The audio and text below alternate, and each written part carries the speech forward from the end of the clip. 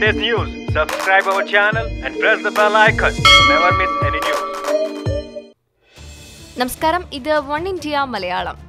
യാത്രക്കാരെ വലച്ച് കൊച്ചി മെട്രോയിൽ ജനകീയ യാത്ര നടത്തിയ UDF നേതാക്കൾക്കും പ്രവർത്തകർക്കുമെതിരെ നടപടി സ്വീകരിക്കുമെന്ന് കൊച്ചി മെട്രോ റെയിൽ ലിമിറ്റഡ് അറിയിച്ചു. യാത്രയ്ക്കിടെ കോൺഗ്രസ് പ്രവർത്തകർ മെട്രോ ചട്ടങ്ങൾ പാലിച്ചിട്ടില്ലെന്ന പ്രാഥമിക അന്വേഷണത്തിൽ വ്യക്തമായ സാഹചര്യത്തിലാണ് നടപടി. യാത്രക്കാർക്ക് ബുദ്ധിമുട്ടുണ്ടാക്കിയതിലൂടെ 2002 മെട്രോ ആക്ടിന്റെ പരസ്യമായ ലംഘനമാണ് നടന്നിരിക്കുന്നതെന്ന് KMRL കണ്ടെത്തി. അതേസമയം നേതാക്കൾക്കും പ്രവർത്തകർക്കുമെതിരെ എന്ത് നടപടിയാണ് സ്വീകരിക്കുകയെന്ന് KMRL പുറത്തിറക്കിയ വാർത്താക്കുറിപ്പിൽ വ്യക്തമല്ല. പോലീസിൽ പരാതി നൽകിയാൽ 6 മാസം വരെ തടവ് ശിക്ഷ ലഭിക്കാവുന്ന കുറ്റമാണ് നേതാക്കളും പ്രവർത്തകരും ചെയ്തിരിക്കുന്നത്. പിഴയൊടുക്കിയും നടപടിയിൽ നിന്ന് രക്ഷപ്പെടാം. പ്രാഥമിക അന്വേഷണത്തിന് ശേഷമാണ് നടപടിയുമായി മുന്നോട്ടു പോകാൻ KMRL തീരുമാനിച്ചത്.